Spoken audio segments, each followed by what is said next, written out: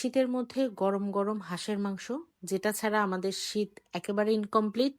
শীত কিন্তু প্রায় চলেই যাচ্ছে। যারা যারা এখনো বানিয়ে খাননি তারা ঝটপট বানিয়ে খান, আর আমিও গতকালকে বানিয়ে নিয়েছিলাম। চলেন ভিডিওতে আপনাদের সাথে সেটা শেয়ার করি।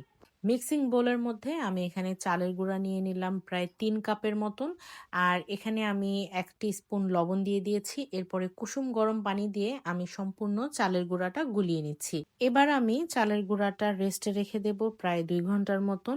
এই ফাঁকে আমি হাঁসের মাংস ধুয়ে এটা রান্না করে নেব। আজকে আমি হাঁসের মাংসটা না কষিয়ে, এটা আমি কোরবানির গরুর মাংসটা যেভাবে মাখিয়ে বসাই ঠিক সেম ওয়েতে আমি এটা মশলা দিয়ে ভালোভাবে মাখিয়ে তারপর এটা রান্নার জন্য চুলায় বসিয়েছি।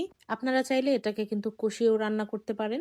মাখিয়ে বসানোর সময় কিন্তু আমি কোনো রকম পানি দেইনি, এটার পানিতেই কিন্তু সম্পূর্ণ হাঁসটা আমি কষিয়ে একেবারে সেদ্ধ করে ফেলেছি। হাঁসটা অর্ধেক সেদ্ধ হওয়ার পরে আমি এখানে রসুন আর কাঁচামরিচ দিয়ে দিলাম। রসুন আর কাঁচামরিচ দেওয়ার পরে এটা আমি আবার ঢাকা দিয়ে রেখেছি, এটা বাকিটুকু সেদ্ধ হোক। আর এখানে আমি পেঁয়াজ কুচি করে নিয়েছি হাঁসের মাংসটা বাগার দেওয়ার জন্য। গরম তেলের মধ্যে 2 শুকনা মরিচ, 1 চিমটি পাঁচফোড়ন, আস্ত জিরা হাফ চা চামচ আর 2 বড় সাইজের পেঁয়াজ আমি কুচি করে নিয়েছি, সেটা ভালো মতো ভেজে আমি বেরেস্তা করে নিলাম। এই সম্পূর্ণটাকে আমি এবার ব্লেন্ড করে মাংসের তরকারির মধ্যে দিয়ে দেব। চালের গুঁড়া ভিজিয়ে রেখেছি, প্রায় 2 ঘন্টা হয়ে গেল। এবার পিঠা বানিয়ে নেব।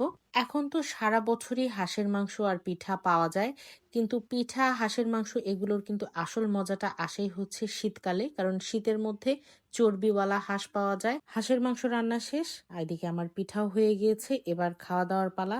সবাইকে ডেকে এনেছি, সবাই মিলে এবার একসাথে ডিনার করব। বাই দ্য ওয়ে, আজকের ডিনারেই কিন্তু হাঁসের মাংস আর চিতই পিঠা রান্না করেছিলাম।